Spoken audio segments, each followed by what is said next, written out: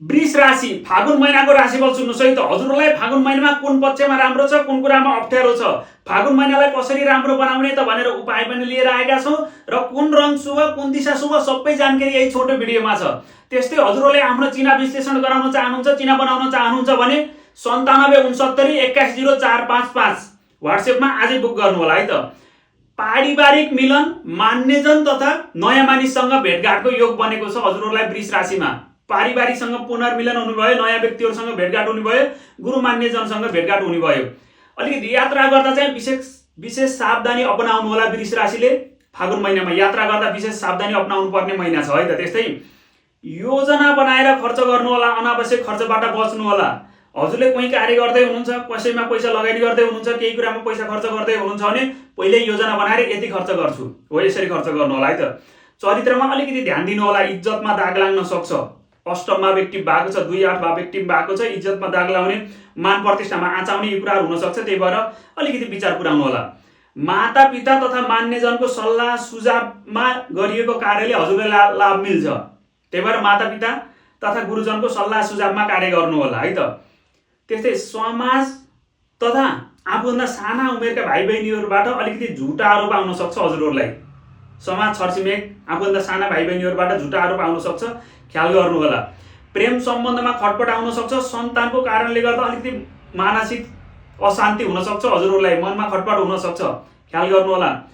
खेलकुद, कला क्षेत्र र मनोरञ्जनको क्षेत्रमा जो काम गरिरहनु भएको छ नि, जो सम्झाउनु हुनुहुन्छ नि, हजुरहरूलाई अलिकति त्यति राम्रो समय छैन, एकदमै सचेत रहनु होला है त। विद्यार्थी भाइ बहिनीहरूलाई, विद्यार्थी साथीहरूलाई भने पढाइमा एकदमै रुचि जानेछ। स्कुल लेभलको होस् वा कलेज लेभलको साथीहरू सबैले पढाइमा रुचि जान्नेछ। घरभित्र बसेर जो कार्य गर्नुहुन्छ नि हजुरहरूलाई एकदमै राम्रो छ। घरभित्र बसेर कार्य गर्ने गृहिणी होस् वा घरभित्रको काम गर्ने जोसुकै व्यक्तिहरूलाई पनि एकदमै राम्रो छ है त। त्यस्तै दाम्पत्य जीवनमा तेस्रो व्यक्तिका कारणले झैझगडा आउन सक्छ। दाम्पत्य जीवनमा तेस्रो व्यक्तिको कारणले झैझगडा आउन सक्छ, सचेत रहनु है त। त्यस्तै ससुराली वा माइती पक्षको साथ सहयोग मिल्नेछ। ससुराली र माइती पक्षको साथ सहयोग मिल्ने समय छ विवाहित जोडीहरूलाई।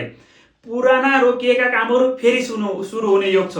हजुरहरूको पुरानो कुनै काम कार्यहरू रोकिएको थियो भने अब त सुरु हुने भयो, ल बधाई छ है त। त्यस्तै नयाँ साथी सम्बन्ध जोडिने समय रहेको छ।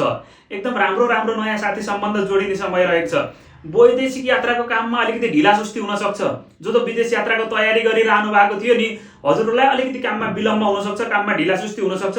धैर्य गर्नु, अर्को महिना काम बन्छ सजिलै है त। त्यस्तै टाढा रहेकालाई कि हजुर जो घरभन्दा टाढा हुनुहुन्छ नि उहाँहरूलाई चाहिँ घरको माया अत्याधिक लाउने, घर प्रेम अत्याधिक हुने र घरमा फर्किन मन लाग्ने त्यस्तो अवस्था आउन सक्छ। मनमा त्यस्तो हजुरहरूलाई कहिले घर जाउँ, कसो गरौँ भन्ने यी कुराहरू हुन सक्छ हजुरलाई।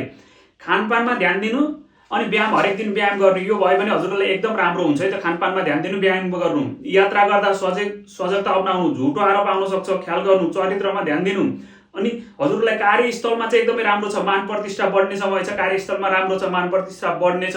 पारिवारिक मिलनको योग पनि छ। हजुरमा विदेश हुनुहुन्थ्यो अब नेपाल आउने, पारिवारिक मिलन हुने, बाहिर हुनुहुन्थ्यो भने घरबाट आउने त्यो छ अवस्था छ। पारिवारिक साथ सहयोग पनि मिल्ने छ हजुरहरूलाई।